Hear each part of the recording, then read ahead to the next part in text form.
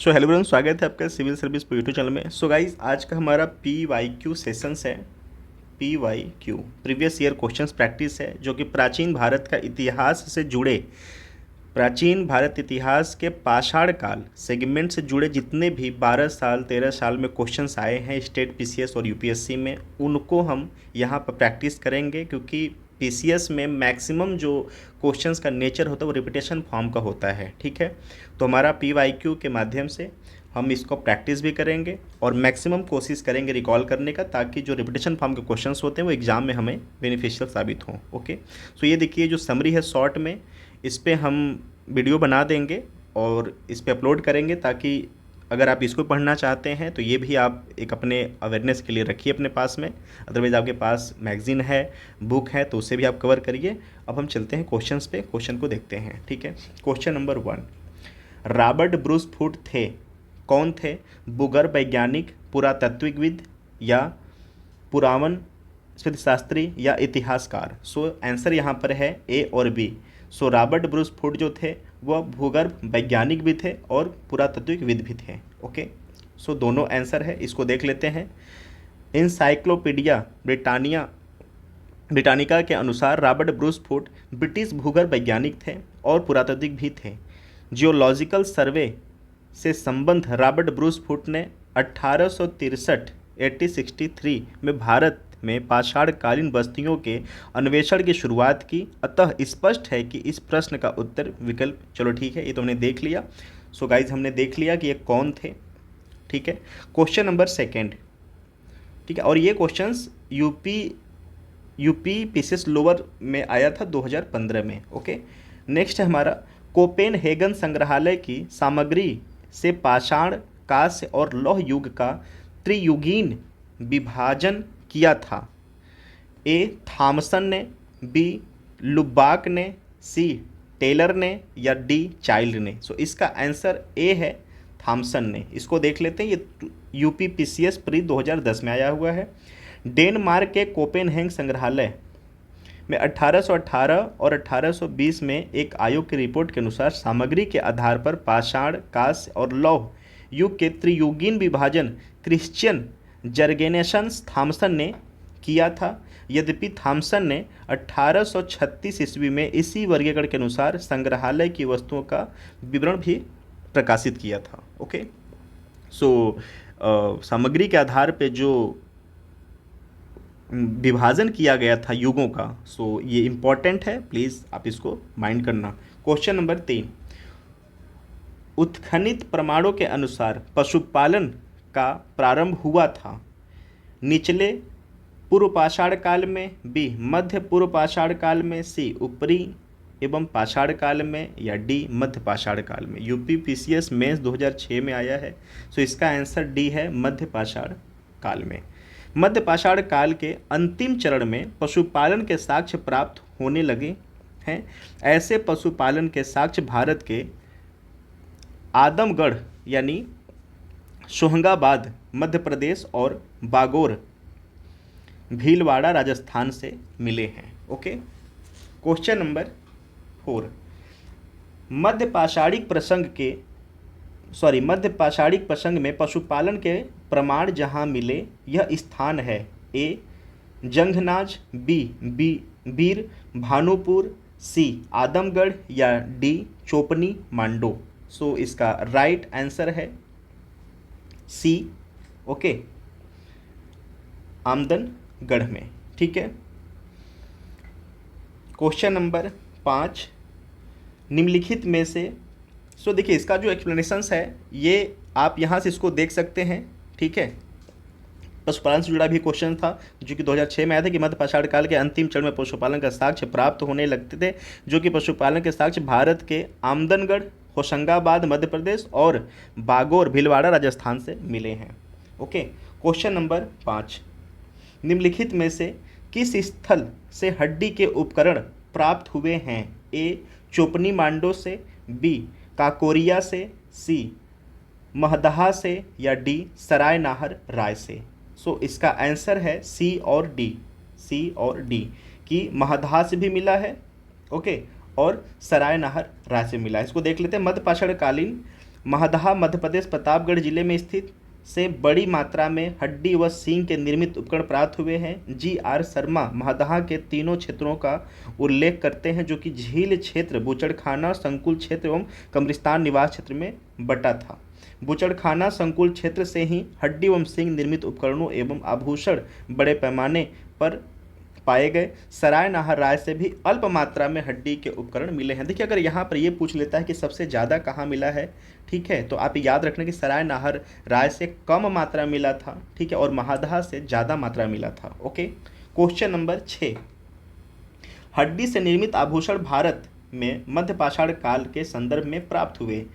सराय नाहर राय से, महदहा से, लेखनिया से या चोपनी मांडो से। तो इसका आंसर हमने ऊपर देख लिया था। यहाँ पे देखिए, ये 2013 में आया है यूपी आरओ में, सो देख लिया। और ये इसका जो व्याख्यान है यहाँ पे बोल रहा है, तो सच में यहाँ पे सारी बातें हैं। देखिए, ये 2010 में क्वेश्चन आया यूपी मेंस में, और यहाँ पे यूपी आरओ 2013 में मेंस में आ चुका है, ठीक है।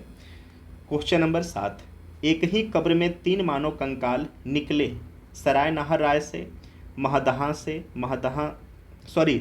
दमदमा से, महदहा से या लंघनाज से। सो इसका आंसर है बी, दमदमा से। इसको देख लेते हैं। मध्य गंगा घाटी के प्रतापगढ़ जिले में स्थित सराय नाहर राय, महदहा तथा दमदमा का उत्खनन हुआ। दमदमा में लगातार 5 वर्षों तक किए गए उत्खनन के फलस्वरूप पश्चिम और मध्यवर्ती क्षेत्रों से कुल मिलाकर 41 मानव समाधान प्राप्त हुए हैं। इन समाधानों में से 5 समाधान युग्म समाधान और 1 समाधान 3 मानव कंकाल एक साथ दफनाए हुए हैं। शेष समाधानों में 1-1 कंकाल थे। देखिए, अगर 2 पूछता है, ठीक है, 2 पूछता है तो भी ये सही होगा, और 3 पूछता है तो भी सही होगा। तो प्लीज़ याद रखना कि 2 युग्म के फॉर्म में जो कंकाल मिले वो भी दमदमा में मिले हैं, ठीक है, और 3 जो था वो भी दमदमा में मिले हैं। ओके, क्वेश्चन नंबर 8, खाद्यान्नों की कृषि सर्वप्रथम प्रारंभ हुई थी नवपाषाण काल में, मध्य पाषाण काल में, पूरा पाषाण काल में या प्रोटो ऐतिहासिक काल में। ओके, सो इसका राइट आंसर है नवपाषाण काल में। ओके, खाद्यान्नों का उत्पादन सर्वप्रथम नवपाषाण काल में हुआ। यही वह समय है जब मनुष्य कृषि कर्म में परिचित हुआ था, ठीक है। सो याद रखना कि नवपाषाण काल में जो मानव थे वह कृषि से परिचित हुए थे। क्वेश्चन नंबर 9, भारत में मानव का सर्वप्रथम साक्ष्य कहाँ मिलता है? नीलगिरी पहाड़ी में, शिवालिक पहाड़ी में, नल्लामाला पहाड़ियों में या नर्मदा घाटी, ठीक है। ये यूपी पीसीएस उत्तराखंड पीसीएस 2006 में क्वेश्चन आया है। सो इसका आंसर है डी, नर्मदा घाटी। भारत में मानव का सर्वप्रथम साक्ष्य मध्य प्रदेश के पश्चिम नर्मदा क्षेत्र में अवस्थित हथनौरा होशंगाबाद नामक पूरा स्थल से प्राप्त हुआ है। इसकी खोज पुरातत्वविद अरुण सोनकिया द्वारा 5 सितंबर 1982 में हुआ था, ठीक है। सो याद रखना कि भारत में सर्वप्रथम जो मानव साक्ष्य मिला था वह नर्मदा घाटी मध्य प्रदेश में मिला था। क्वेश्चन नंबर 10, प्रथम मानव जीवाश्म भारत की किस नदी घाटी से प्राप्त हुआ था? गंगा नदी, बी यमुना नदी, सी नर्मदा नदी, डी ताप्ती नदी। उपयुक्त इनमें से कोई नहीं, उपयुक्त में से एक से अधिक, ठीक है। ये 66वीं बीपीएससी एग्ज़ाम 2020 में क्वेश्चन आ चुका है। सो ये उपयुक्त व्याख्या है और इसका राइट आंसर है सी, नर्मदा घाटी। ओके, कि भारत में मानव का सर्वप्रथम साक्ष्य मध्य प्रदेश के पश्चिमी नर्मदा में अवस्थित हथनौरा होशंगाबाद नामक पूरा स्थल से प्राप्त हुआ है। सो याद रखना, ठीक है, एमपी। क्वेश्चन नंबर 11, मानव द्वारा सर्वप्रथम उपयुक्त अनाज था? गेहूं, बी चावल, सी जौ या डी बाजरा। सो इसका आंसर है सी, जौ, ठीक है। आधुनिक मानव समाज द्वारा मुख्य रूप से 8 खाद्यान्न अनाजों का उपयोग किया जाता है, जिसमें कि जौ, गेहूं, चावल, मक्का, बाजरा, सोरघम, राई, जई अनाजों के पौधे विभिन्न क्षेत्रों में जंगली घास के रूप में विद्यमान थे, जिन्हें बीजों के रूप में अलग अलग क्षेत्र में अलग अलग समय पर मानव ने उगाया। वैश्विक दृष्टि से देखा जाए तो सर्वप्रथम जौ 8000 ईसा पूर्व के आसपास भूमध्य सागर एवं ईरान के मध्य स्थित पश्चिम एशिया के देश में मानव द्वारा उगाया गया। बाद में लगभग इन्हीं क्षेत्रों में 8000 ईसा पूर्व के आसपास गेहूं भी उगाया गया। सो आप याद रखना कि पहले नंबर पे जौ है, उसके बाद गेहूं है। ओके। क्वेश्चन नंबर 12, भारतीय उपमहाद्वीप में कृषि के प्राचीनतम साक्ष्य प्राप्त हुए हैं। कोल्डिहवा से, बी लहुरा देव से, सी मेहरगढ़ से, या डी टोकवा से। ठीक है, ये देखिए दो बार आ चुका है। यूपी लोअर पीसीएस 2004 और 2008 भी आ चुका है। सो इसका जो राइट आंसर है वह है बी लहुरा देव। ठीक है, लहुरा देव। ओके। नवीनतम खोजों के आधार पर भारतीय उपमहाद्वीप में प्राचीनतम कृषि साक्ष्य वाला स्थल उत्तर प्रदेश के संत कबीरनगर जिले में स्थित लहुरा देव है। ठीक है, यहाँ से 9000 ईसा पूर्व से 7000 ईसा पूर्व तक के बीच चावल के साक्ष्य प्राप्त हुए। उल्लेखनीय है कि इन नवीनतम खोजों से पूर्व भारतीय उपमहाद्वीप का प्राचीनतम कृषि साक्ष्य वाला स्थल मेहरगढ़ पाकिस्तान के बलूचिस्तान में स्थित, जहाँ 7000 ईसा पूर्व में गेहूं के साक्ष्य मिले हैं। ठीक है, जबकि प्राचीनतम चावल के साक्ष्य वाला स्थल कोल्डिहवा इलाहाबाद जिले में बेलन नदी के तट पर स्थित, यहाँ 6500 ईसा पूर्व में चावल की भूसी के साक्ष्य मिले। माना जाता था कि उपरोक्त संदर्भों में अब यदि विकल्प में लहुरा देव रहता है तो उपयुक्त विकल्प वही होगा, परंतु लहुरा देव के विकल्प में न होने की स्थिति में इसका उत्तर पूर्व की भांति होगा। ओके। सो प्लीज़ आप इसको प्लीज़ माइंड करना। ठीक है। क्वेश्चन नंबर 13, भारतीय उपमहाद्वीप में कृषि के प्राचीनतम साक्ष्य प्राप्त हुए हैं। ठीक है, ए ब्रह्मगिरी से, बी बुर्जहोम से, सी कोल्डिहवा से, या डी मेहरगढ़ से। तो इसका राइट आंसर है डी मेहरगढ़ से।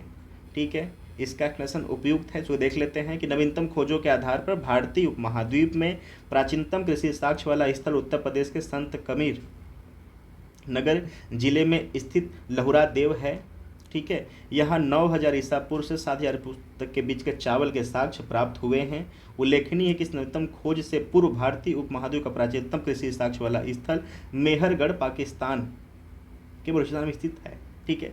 सो गाइज ये भी प्लीज़ आप याद रखना कि अगर वही जो बातें कह रहा है कि अगर लहुरा देव है तो आंसर लहुरा देव होगा, अदरवाइज मेहरगढ़ जो पुराने खोज हैं उसके हिसाब से मेहरगढ़ होगा जो कि पाकिस्तान के बलूचिस्तान में स्थित है। ठीक है, तो ये प्लीज़ याद रखना कि नवीनतम के अनुसार लहुरा देव अब आंसर होगा। ओके। क्वेश्चन नंबर 14, भारतीय उपमहाद्वीप में कृषि के प्राचीनतम साक्ष्य कहाँ से प्राप्त हुए हैं। ठीक है, लोथल, हड़प्पा, मेहरगढ़ या मुंडी गाग। सो इसका आंसर है मेहरगढ़। ठीक है, सो मेहरगढ़ से साक्ष्य प्राप्त हुए हैं। ठीक है, और ये देखिए क्वेश्चन जो है ये 2007 में आया हुआ है। ठीक है, 7 में आया हुआ है। अगर यहाँ पर ऑप्शन होता, यहाँ पे अगर ऑप्शन होता लहुरा देव, ठीक है, लहुरा देव, तो लहुरा देव आंसर राइट होता, क्योंकि अब मेहरगढ़ से पहले लहुरा देव मिल चुका था। लेकिन अगर लहुरा देव नहीं है तो मेहरगढ़ आप आंसर लगाएंगे। ओके। क्वेश्चन नंबर 15, नव पाषाण युग में भारतीय उपमहाद्वीप के उत्तर पश्चिम क्षेत्र में निम्नलिखित में से किस स्थान पर कृषि के अभ्युदय के प्रारंभिक प्रमाण मिले हैं। ठीक है, मुंडीगाड़, मेहरगढ़, दम्ब सादत, बालाकोट, अमरी। ये देखिए छत्तीसगढ़ पीसीएस 2017 में आया है। सो यहाँ पर भी आंसर मेहरगढ़ होगा। अगर यहाँ पे लहुरा देव होता तो आंसर, अगर लहुरा देव और मेहरगढ़ आ गया तो आंसर आपका लहुरा देव होगा, नहीं तो मेहरगढ़ है। ठीक है। Question number 16। भारत में पशुपालन एवं कृषि के प्राचीनतम साक्ष्य प्राप्त हुए हैं।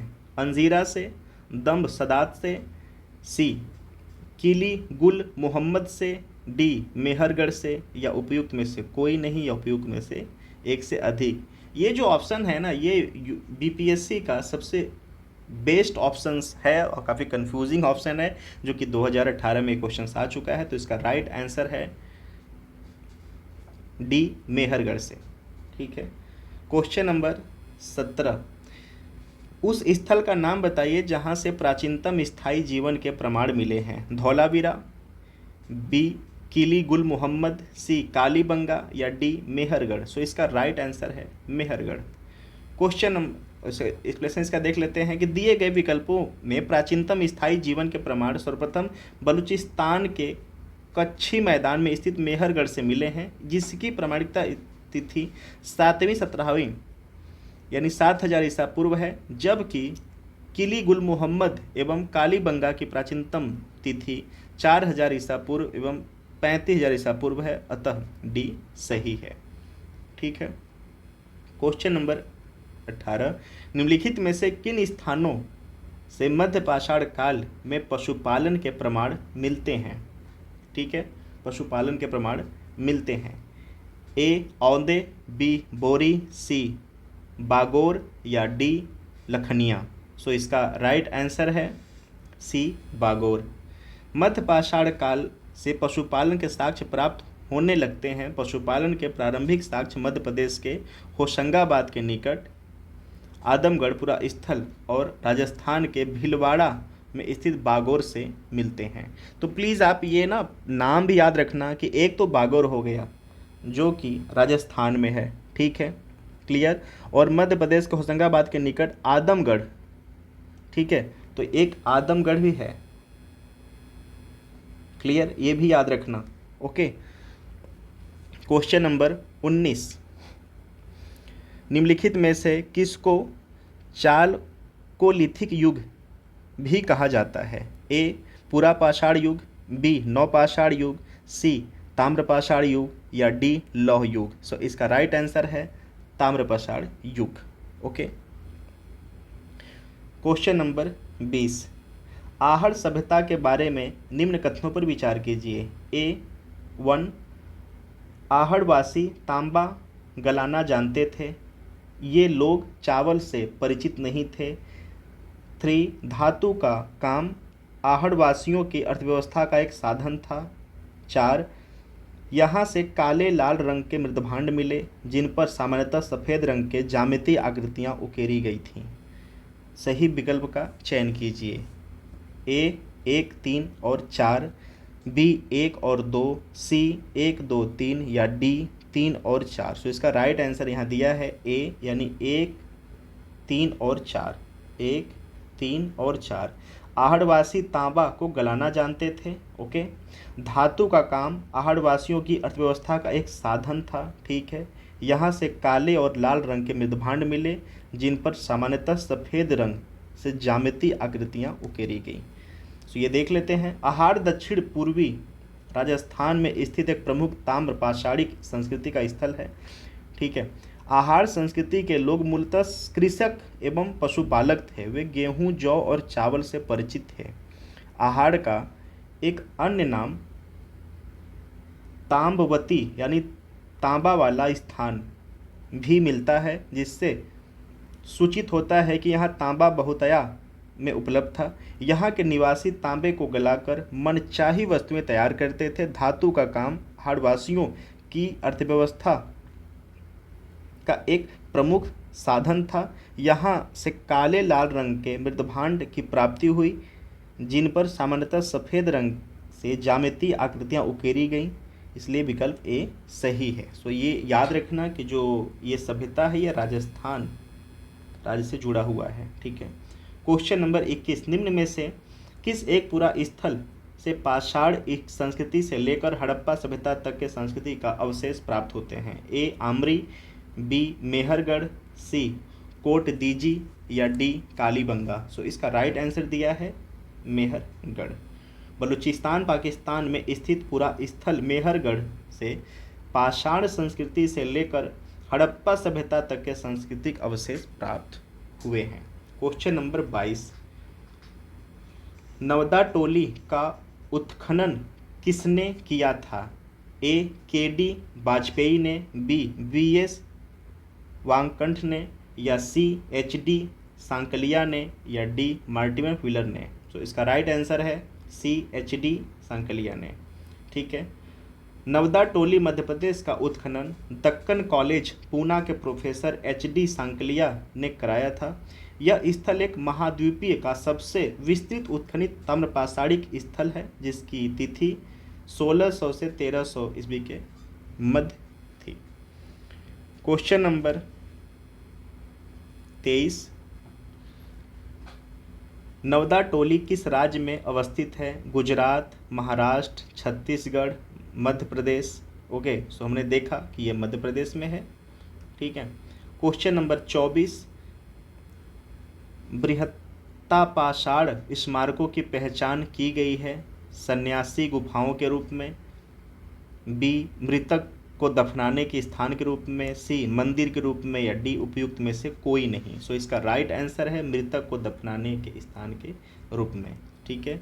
नवपाषाण युगीन दक्षिण भारत में शवों को विभिन्न प्रकार की समाधियों में दफनाने का परंपरा विद्यमान थी। इन समाधियों को जो विशाल पाषाण खंडों में निर्मित है, बृहत पाषाण या मेगालिथ के नाम से भी जाना जाता था। इनके विभिन्न प्रकार हैं, जैसे शिष्ट समाधि, पीठ सर्किट, या कैर्न सर्किल, या डोलमेन, अम्ब्रेला स्टोन, या हुड स्टोन, कंदराएं, मेहराब। सो हमने देख लिया कि बहुत सारी नाम है, बहुत सारी परंपराओं के आधार से इनको दफनाया जाता। तो प्लीज़ आप यही नहीं कि बस हमने इसका ही नाम देख लिया कि ये बृहद पाषाण स्मारकों की पहचान कैसे हुआ था। देखिए, ये भी नाम प्लीज़ आप याद रख लेना। ठीक है, कि ये भी नाम हैं।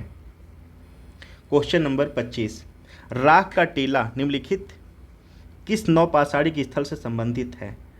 ए बुधिहाल, बी संगनकल्लू, या सी कोल्डिहवा, या डी ब्रह्मगिरी। सो इसका राइट आंसर दिया है बी संकलकल्लू। इसको देख लेते हैं। कर्नाटक में मैसूर के पास बेल्लारी जनपद में स्थित संकलकल्लू नामक नवपाषाण कालीन पुरास्थल से राख के टीले प्राप्त हुए थे। ठीक है। सो ये कर्नाटक, याद रखना ये। क्वेश्चन नंबर 26, भीमबेटका किसके लिए प्रसिद्ध है? गुफाओं के शैल चित्र के रूप में, बी खनिज, सी बौद्ध प्रतिमाएं, या सोने की नदी का उपागम स्थल। सो इसका आंसर दिया है गुफाओं के शैल चित्र। ओके। मध्य प्रदेश के रायसेन जिले में स्थित भीमबेटका प्रागैतिहासिक शैल चित्रकला का श्रेष्ठ उदाहरण है। इन गुफाओं में जीवन के विविध रंगों को पेंटिंग के रूप में उकेरा गया, जिनमें हाथी, सांभर, हिरण आदि के चित्र हैं। अब तक लगभग 700 शरणार्थियों की पहचान की जा चुकी है, जिसमें ठीक है, तो ये चित्र है। सो उस पर नहीं जाते हैं। सो प्लीज़ अभी याद रखना। ठीक है, क्लियर। और ये जो जगह है ये है मध्य प्रदेश। ठीक है, मध्य प्रदेश, क्लियर। रायसेन जिला है ये, रायसेन जिला। ठीक है। क्वेश्चन नंबर 27, निम्न में से कौन सा स्थल प्रागैतिहासिक चित्रकला के लिए प्रसिद्ध है? ए अजंता, बी भीमबेटका, सी बाघ, या डी अमरावती। सो इसका राइट आंसर है भीमबेटका। ओके। सो राइट इसका आंसर है भीमबेटका। वहाँ बात हो चुकी है कि यह मध्य प्रदेश के रायसेन जिले में स्थित है। क्वेश्चन नंबर 28, भीमबेटका की गुफाएं कहाँ स्थित हैं? भोपाल, पंचमगढ़ी, सिंगरौली, या अब्दुल्लागंज, रायसेन। सो हमने देखा रायसेन जिला था, अब्दुल्लागंज रायसेन। ठीक है। क्वेश्चन नंबर 29, भारत में किस शिलाश्रय से सर्वाधिक चित्र प्राप्त हुए हैं? घघरिया, भीमबेटका, लेखालिया, या आदमगढ़। सो इसका भीमबेटका से ज़्यादातर प्राप्त हुए हैं। सो इस राइट आंसर है। क्वेश्चन नंबर 30, निम्नलिखित में से किस भारतीय पुरातत्ववेत्ता ने पहली बार भीमबेटका गुफा को देखा और उसके शैल चित्रों को प्रागैतिहासिक महत्व को खोजा? ए माधव स्वरूप वत्स, बी एच डी संकालिया, सी वी एस वांककर, या डी वी एन मिश्रा। सो इसका राइट आंसर है वी.एस. वांककर। ओके, इसको देख लेते हैं। मध्य प्रदेश के रायसेन जिले में स्थित भीमबेटका प्रागैतिहासिक शैल चित्रकला का श्रेष्ठ उदाहरण है। इसकी खोज 1957 में वी.एस. वांककर ने की थी। यूनेस्को ने भीमबेटका शैल चित्रों को विश्व विरासत की सूची में सम्मिलित किया है। सो देखिए, ये भी याद रखना कि जो भीमबेटका है, ठीक है, इसकी जो खोज है, ठीक है, भीमबेटका जो खोज है ये 1957, ये समय याद रखिए, ठीक है। और जो भीमबेटका है इसको यूनेस्को ने विश्व धरोहर के रूप में भी इसको चिन्हित किया है, ठीक है। तो इसके 2 फैक्ट और भी याद रखना। क्वेश्चन नंबर 31, भीमबेटका को किसने खोजा था, ठीक है। तो हमने ऊपर देख लिया है कि एच.डी. सांखलिया या श्याम सुंदर निगम या डॉक्टर विष्णुधर वांकड़ या doctor Rajbali Pandey. So doctor Vishnudhar Wankad, ठीक है, क्लियर। क्वेश्चन नंबर 32, गैरिक मृदभांड पात्र यानी ओसीपी का नामकरण हुआ था हस्तिनापुर में, अहिच्छत्र में या नोह में या लाल किला में। सो इसका राइट आंसर है हस्तिनापुर में, ठीक है, क्लियर। इसको देख लेते हैं। गंगा यमुना दोआब की सांस्कृतिक परंपरा सभ्यता उस संस्कृति के साथ शुरू होती है जिसे अपने अत्यंत विशिष्ट मृदभांड के नमूने के कारण गेरुवर्णीय गैरिक मृदभांड संस्कृति यानी ओसीपी कहा गया। बीबी लाल ने वर्ष 1951 में हस्तिनापुर में सर्वप्रथम गैरिक मृदभांड प्राप्त किया था और वहीं इसका नामकरण हुआ। ओके, क्वेश्चन नंबर 33, ताम्रस काल में महाराष्ट्र के लोग मृतकों को घर के फर्श के नीचे किस तरह रखकर दफनाते थे? ए, उत्तर से दक्षिण की ओर, बी, पूर्व से पश्चिम की ओर, सी, दक्षिण से उत्तर की ओर, या डी, पश्चिम से पूर्व की ओर। सो इसका राइट आंसर है उत्तर से दक्षिण की ओर, नॉर्थ साउथ, उत्तर से दक्षिण की ओर ये दिशा रहता था, ठीक है। महाराष्ट्र के ताम्रपाषाण कालीन संस्कृति जोरवे संस्कृति के नेवासा, दैमाबाद, कौठे, चंदोली, इनाम गांव आदि पुरा स्थलों के घरों में मृतकों को अस्थि कलश में रखकर उत्तर से दक्षिण स्थिति में घरों में फर्श के नीचे दफनाए जाने के साक्ष्य मिलते हैं। कब्र में मिट्टी की हड्डियां और तांबे के कुछ वस्तुएं भी रखी जाती थीं। ओके, सो आप ये जगह याद रखना, ठीक है, कि ये महाराष्ट्र है, ठीक है, जस्ट वेट।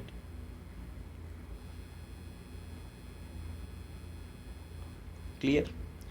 क्वेश्चन नंबर 34, निम्नलिखित में से किस स्थल से मानव कंकाल के साथ कुत्ते का कंकाल भी सावधान से प्राप्त हुए हैं? ए, ब्रह्मगिरी, बी, बुर्जहोम, या सी, चिरांद, या डी, मास्की। सो इसका राइट आंसर है बुर्जहोम। ओके, जम्मू कश्मीर में श्रीनगर के निकट उत्तर पश्चिम स्थित बुर्जहोम से नवपाषाणिक अवस्था में मानव कंकाल के साथ कुत्ते का कंकाल भी सावधान से प्राप्त हुए हैं।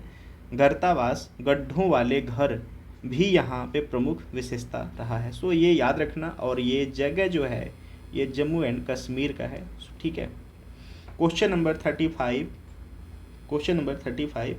निम्नलिखित में से किस स्थान पर मानव के साथ कुत्ते को दफनाए जाने का साक्ष्य मिला? देखिए, उत्तराखंड पीसीएस 2010 में आया था और ये यूपी लोअर पीसीएस में 2008 में आया है, ठीक है। तो रिपीटेशन का फॉर्म ये रहता है, इसलिए बेनिफिशियल होता है PYQ। सो इसको देख लेते हैं, ठीक है। सो ये भी रहेगा बुर्जहोम, ठीक है, जम्मू एंड कश्मीर स्थान।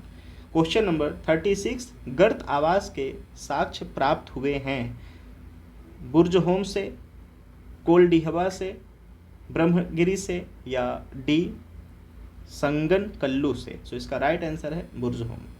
ओके, क्वेश्चन नंबर 36 बस लास्ट ही है, थोड़ा पेशेंस बना के रखिए। 36, निम्नलिखित युग्मों पर विचार कीजिए। ऐतिहासिक स्थान और ख्याति का कारण। बुर्जहोम, देखिए, ओके, चंद्रकेतुगढ़ या गणेश। अब यहाँ पे है शैलीकृत देव मंदिर, नहीं देखिए बुर्ज होम में तो वो 100 मिले थे, ठीक है, तो वहाँ से लिंक नहीं होगा, ठीक है। चंद्रकेतुगढ़, टेराकोटा कला और गणेश्वर ताम्र कलाकृति, ठीक है। सो राइट आंसर यहाँ पे डी है, 2 और 3, ठीक है, क्लियर। सो बुर्जहोम नामक नौपाषाणिक पुरास्थल जम्मू कश्मीर के केंद्रशासित प्रदेश में अवस्थित है। इस पुरास्थल की खोज 1935 इसमें डी टेरा एवं पीटरसन ने की थी। यह पुरास्थल में गर्तावास के साक्ष्यों की प्राप्ति हुई है। चंद्रकेतुगढ़ पश्चिम बंगाल प्रांत में स्थित एक प्रमुख ऐतिहासिक पुरातात्विक स्थल है, ठीक है, वेस्ट बंगाल में है, ठीक है, जो विधाधरी नदी के तट पर अवस्थित है। यहाँ से ऐतिहासिक काल के टेराकोटा कला के कई उदाहरण प्राप्त हुए हैं, जो कि तत्कालीन शिल्प कौशल की एक असामान्य विशेषता प्रदर्शित करता है। गणेश्वर राजस्थान प्रांत में स्थित एक प्रमुख ताम्र प्रासादिक पुरास्थल है, ठीक है, ये राजस्थान है और ये जम्मू एंड कश्मीर का स्थल है, ठीक है, क्लियर। जो पुरास्थल की खोज राजस्थान विश्वविद्यालय के पुरातत्व विभाग के प्रोफेसर रतन चंद्र अग्रवाल ने की थी। यह पुरास्थल से दोहरी पेंचदार सिरे वाली ताम्र वाड़ाग्र, मछली पकड़ने वाला कांटा तथा विभिन्न प्रकार के मृदभांड भी प्राप्त हुए थे। सो इसका आंसर हमने देख लिया। सो ये 100 के लिए था कि फर्श के नीचे अपने गृह में होता था बुर्जहोम का, ठीक है। और बुर्जहोम है जम्मू कश्मीर में है, चंद्रकेतुगढ़ वेस्ट बंगाल में है और गणेश्वर राजस्थान में है। ओके, क्वेश्चन नंबर 38, विंध्य क्षेत्र के किस शिलाश्रय से सर्वाधिक मानव कंकाल मिले हैं? ओके, ए मोरहना पहाड़, बी घघरिया या सी भगही घोर या डी लेखहिया। सो इसका राइट आंसर है डी लेखहिया। ओके, इसको देख लेते हैं। Doctor JN. पांडे की पुस्तक पुरातत्व विमर्श के अनुसार विंध्य क्षेत्र के लेखहिया शिलाश्रय 1 से मध्यपाषाण लघु पाषाण उपकरणों के अतिरिक्त 17 मानव कंकाल प्राप्त हुए हैं, जिनमें से कुछ सुरक्षित हालत में हैं तथा अधिकांश क्षत विपक्ष अवस्था से प्राप्त हुए हैं। अमेरिका के गोरेगान विश्वविद्यालय के जॉन आर लुकास के अनुसार लेखहिया में कुछ 27 मानव कंकालों की अस्थियां मिली हैं, ठीक है। तो याद रखना आप ये, ठीक है, और ये विंध्य क्षेत्र में है, विंध्य क्षेत्र। ओके, क्वेश्चन नंबर 39, नीचे 2 कथन दिए हैं, एक को अभिकथन ए और दूसरे को कारण आर से कहा गया है। सो इसमें देखना है कि अभिकथन जो ए है, विंध्य क्षेत्र के पाषाण युगीन लोगों ने नूतन भूतल काल के अंत में गंगा घाटी में प्रवचन किया, और यहाँ पर आर दिया है जलवायु परिवर्तन के कारण इस काल में शुष्क का चरण था। सो इसका जो राइट आंसर है वह है ए, यानी ए और आर दोनों सही है, आर ए का सही व्याख्या करता है। सो देख लेते हैं। जी आर शर्मा ने सराय नाहर में खुदाई के बाद यह अवधारणा दी कि नूतन भूतल काल के अंत में सूखे के कारण विंध्य क्षेत्र में भोजन की कमी के कारण लोगों ने गंगा क्षेत्र में प्रवास किया था। ओके, क्वेश्चन नंबर 40, भारतीय पुरातत्व सर्वेक्षण निम्नलिखित विभागों मंत्रालयों में से किसका संलग्न कार्यालय है? संस्कृति, पर्यटन, विज्ञान और प्रौद्योगिकी या मानव संसाधन विकास। सो यह संस्कृति, ये मोस्ट इंपॉर्टेंट क्वेश्चन है, प्लीज़ याद रखना कि भारतीय पुरातत्व सर्वेक्षण जो है वह संस्कृति मंत्रालय से जुड़ा हुआ है। भारतीय पुरातत्व सर्वेक्षण यानी आर्कोलॉजिकल सर्वे ऑफ इंडिया संस्कृति मंत्रालय के अधीन एक विभाग है। क्वेश्चन नंबर 41, भारतीय पुरातत्व का जनक किसे कहा जाता है? Alexander Cunningham, B John Marshall, C Martin Wheeler या James Prinsep. So Alexander Cunningham को अलेक्जेंडर कनिंघम 1814 से 1893 ईस्वी को एक ब्रिटिश सेनाधिकारी के रूप में बंगाल बंगाल इंजीनियर्स के साथ काम करने के लिए तैनात किया गया था। उन्हें भारतीय पुरातत्व के जनक के रूप में जाना जाता है। ठीक है, सो ये अलेक्जेंडर कनिंघम का नाम याद रखना। क्वेश्चन नंबर 42, राष्ट्रीय मानव संग्रहालय कहाँ पर है? गुवाहाटी, बस्तर, भोपाल, चेन्नई। सो यह है भोपाल में। ठीक है, राष्ट्रीय मानव संग्रहालय जिसका नाम बदलकर इंदिरा गांधी राष्ट्रीय मानव संग्रहालय कर दिया गया है, भोपाल मध्य प्रदेश में स्थित यह भारत सरकार के संस्कृति विभाग के अंतर्गत स्वतःशाही संगठनों में से एक है। तो याद रखना नाम कि राष्ट्रीय मानव संग्रहालय जो है, ठीक है, अब इसका जो नाम है वो इंदिरा गांधी राष्ट्रीय मानव संग्रहालय है। ठीक है, इंदिरा गांधी राष्ट्रीय मानव संग्रहालय नाम है, ये भोपाल में है। ठीक है, सो गाइज आई होप कि आपको ये सीरीज़ बेहतर लगेगा। So thank you so much for watching. अगर आपको ऐसे सीरीज को देखने हैं, PYQ को सॉल्व करने हैं, डिस्कस करने हैं, एंजॉय करने हैं, तो प्लीज़ जुड़े रहिए ताकि आपको अपडेट मिलता रहे और आपका जो कॉम्प्रिहेंसिव स्टडी है वो होता है। Thank you so much for watching.